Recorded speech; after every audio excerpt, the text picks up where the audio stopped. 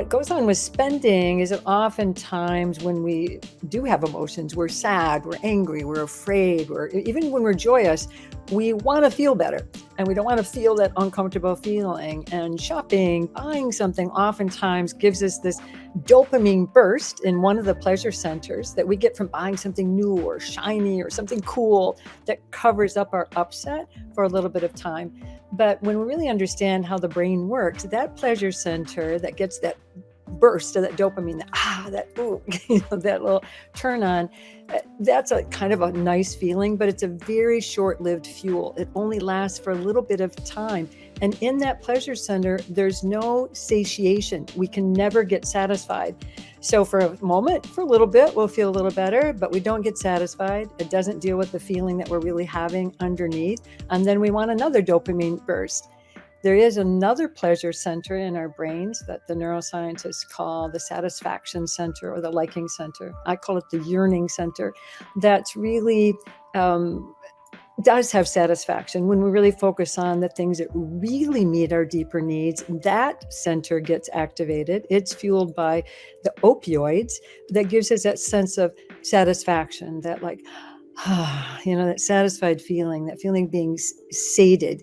That doesn't come just from spending money and buying something new, shiny, cool, whatever, but it comes from really meeting our deeper needs. And to understand how the brain works and how those pleasure centers work and what really brings us satisfactions is one of the ways that we can actually be more aware of how to have more satisfaction and use money for the right things.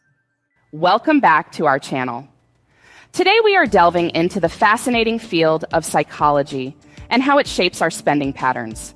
Have you ever considered the causes of your need to engage in a shopping spree or a new gadget? Often working under our conscious knowledge, psychological triggers are a major determinant of our behavior. Those who want to make better financial decisions must first be able to identify these psychological triggers.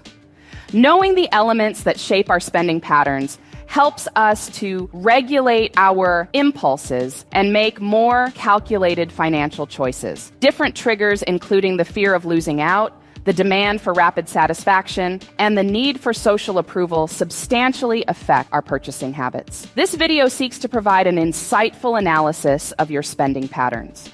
By investigating these fundamental psychological triggers, you will better understand the elements impacting your financial decisions and find techniques to improve your money handling abilities. We will also offer you insightful financial advice to help you control every one of these triggers properly. Spend some time relaxing, getting comfy, and ready to explore the hidden psychological triggers impacting your spending patterns. Please like, share, and subscribe to our channel if you find this video valuable. Here are 4 basic triggers that drive people to spend more. First trigger, social proof. Social proof influences our decisions to buy by pushing us to fit public opinion. Being social beings, people instinctively look to others for direction when confronted with uncertainty. Seeing those around us behave in a certain way, say a purchase or support of a product, frequently shapes our own behavior. In marketing, social proof is a potent instrument used in many ways to influence customer behavior. Often used to show potential consumers that others have had positive experiences with a product or service are customer testimonials, reviews, and endorsements. Products are often promoted via social media influencers and celebrities who use their large following to create credibility and social validation. Financial expert Jane Smith advises increasing awareness of how others' conduct could affect your decision-making to help you to reject the effect of social proof. To make wise selections, one should also aggressively hunt objective facts, do extensive study, and carefully weigh many points of view. Understanding the influence of social evidence may also enable one to develop more intentional buying habits. Before you buy, stop back and consider your personal wants and long-term objectives, instead of just following trends or copying someone you respect. Think about whether the product really improves your life, or if you are purchasing it mostly because of its popularity. By regularly doing this deliberate activity, you may save money and direct it toward getting items that really improve your life. Second trigger, restricted access. Our psychology may be greatly affected by our view of shortage. This frequently leads to impulsive buying and increased demand for goods. Consumer psychology contends that people typically regard something they consider to be rare or in limited availability more highly. When we believe a product is in limited supply or in danger of running out, we frequently feel urgent and FOMO, fear of missing out, which drives us to make quick decisions on purchases. Businesses often use scarcity strategies to increase sales and instill urgency in customers. Oftentimes, limited time discounts, flash sales, and special offers help to create a sense of scarcity and inspire consumers to act quickly. Emphasizing the limited supply or strong demand of a product can help companies build urgency and inspire impulsive buys. Financial planner Michael Johnson provides insightful guidance on how to escape the scarcity trap. Spend some time considering if the supposed scarcity is real or just a marketing tactic. Ask about a product's genuine availability and evaluate if it satisfies your needs and falls within your means. Establishing clear objectives, creating a budget, and practicing mindfulness can help you to successfully fight the need to buy impulsively motivated just by the shortage. Moreover, knowing scarcity can help you spot when companies use this tactic to increase their sales. Before diving into a limited time sale, it's smart to investigate if equivalent items are sold elsewhere.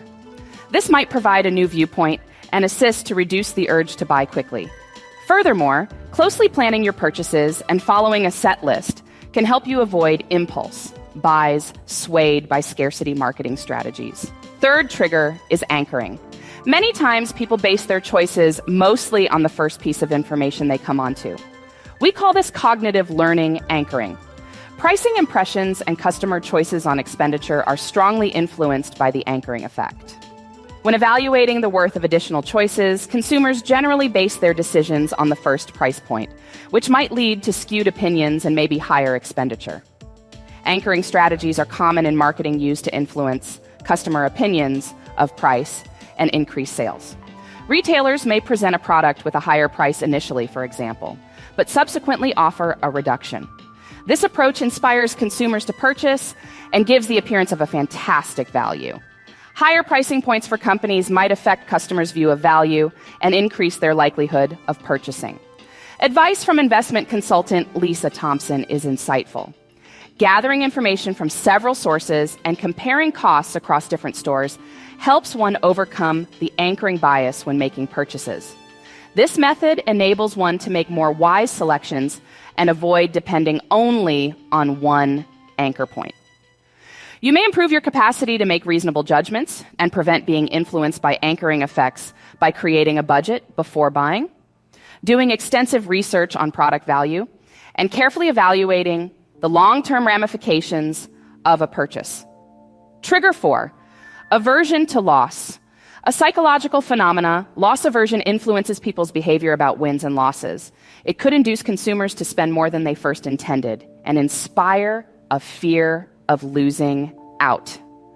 The anxiety of losing out on a supposed chance or bargain might cause people to become urgent and act impulsively in order to guarantee possible gains. Many companies use people's fear of missing out to boost sales and sway customer decisions.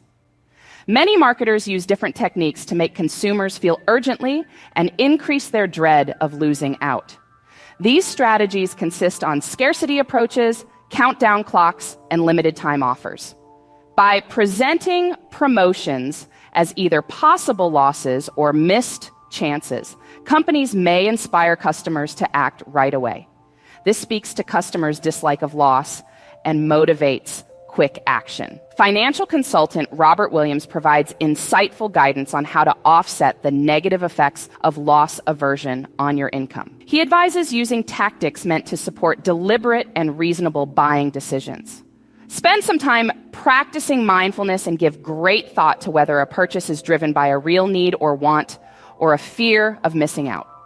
Establishing clear financial goals, creating a budget, and giving long-term financial stability more weight than caving in to present needs can help you to successfully fight the temptation to splurge resulting from loss aversion. In essence, this video explores many psychological causes that could cause people to spend more than they first intended.